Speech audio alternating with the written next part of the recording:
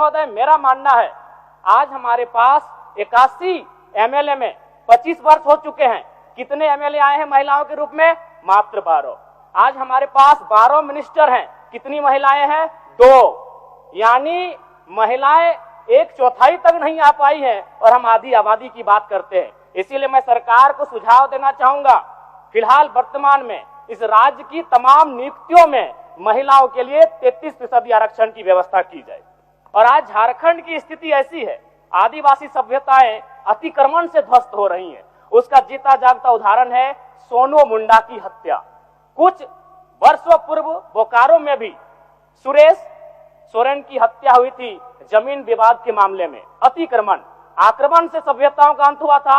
आज आदिवासी समाज अतिक्रमण से विनाश की ओर बढ़ रहा है। अध्यक्ष महोदय, इसलिए मैं आग्रह करता हूं, आदिवासी को, अनुसूचित जनजाति को दान से बेहतर होगा उनकी भाषा, हासा और सरना धर्म कोड का संरक्षण किया जाए।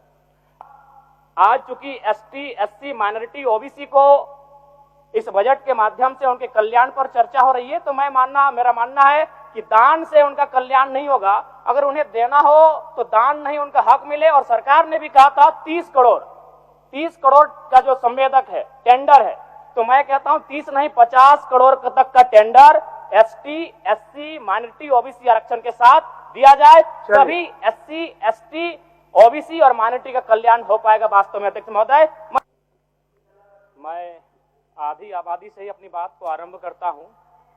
21वीं सदी का समय नारी सशक्तिकरण का समय है, लेकिन हमें याद रखना चाहिए कि जो समाज की जो आधार है वह कहीं ना कहीं पुरुषवादी विचारधारा के माध्यम से इस समाज के आधार को रखा गया है। महोदय, हमने 8वीं कक्षा में ही पढ़ा था लिंग निर्धारण के बारे में, जिसमें एक्स गुणसूत्र एक स्त्री के पास होता है और XY गुणसूत्र एक पुरुष के पास होता है। और जब एक पुरुष का X गुणसूत्र स्त्री के X गुणसूत्र से मेल खाता है तो एक बेटी का जन्म होता है, और जब पुरुष का Y गुणसूत्र एक स्त्री के X गुणसूत्र से मेल करता है तो एक बेटा का जन्म होता है। यानी विज्ञान कहती है कि बेटा या बेटी अगर जन्म होगा तो स्त्री पे निर्भर नहीं करता है, वो पुरुष के गुणसूत्र पे निर्भर करता है। लेकिन उसके बाद भी हमारे समाज में अगर किसी महिला को 2 बेटी, 3 बेटी, 4 बेटी हो जाए तो उसे लोग अपनी दूसरी शादी तक कर लेते हैं और उस महिला को सामाजिक स्तर पर प्रताड़ित होना पड़ता है।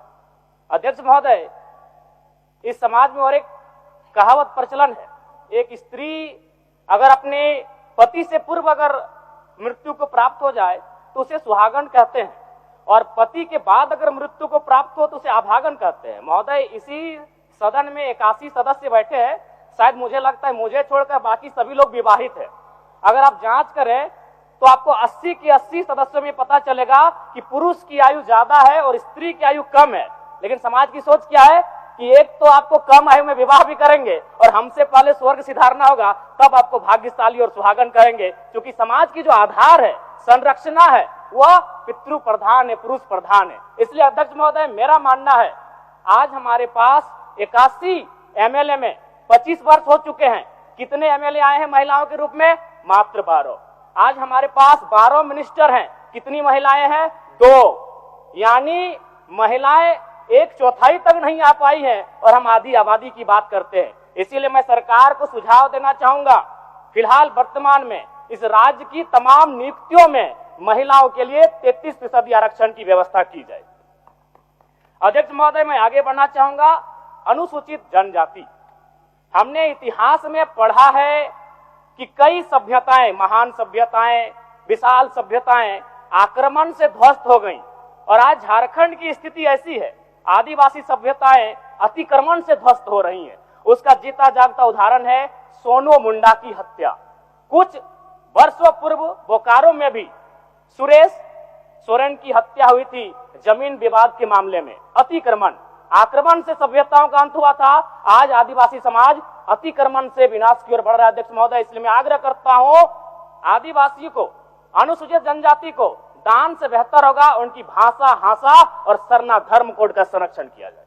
अध्यक्ष महोदय, ओबीसी की जब बात आती है तो राज्य की आधी आबादी की बात आती है। माननीय सदस्य,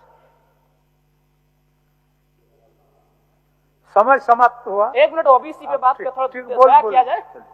ओबीसी महोदय, ओबीसी इस राज्य की सबसे बड़ी आबादी है, लेकिन दुर्भाग्य की बात है उस आबादी को 14% आरक्षण इस राज्य में दिया जाता है।